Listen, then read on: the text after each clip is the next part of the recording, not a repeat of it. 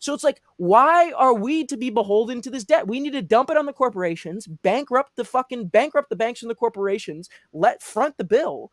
Okay. Because that's another thing too, right? These entities thrive through the corporate structure. Okay. Yeah. There's not much wealth in if you liquidated all the billionaires, all the shareholders, you'd only get like 4 trillion, 5 trillion if you liquidated everything. Okay. And then it's also not that number's not exact too, because if stock prices collapsed in the liquidity, people don't understand liquidity and all that stuff. Basically, you couldn't get barely anything. You couldn't pay barely any of the deficit if you ate the rich. Okay. Eating the rich is dismantling the corporate structure fundamentally. Okay. Because these big CEOs and board members don't need to have all this liquid cash if they can just leverage shares in their political and corporate power.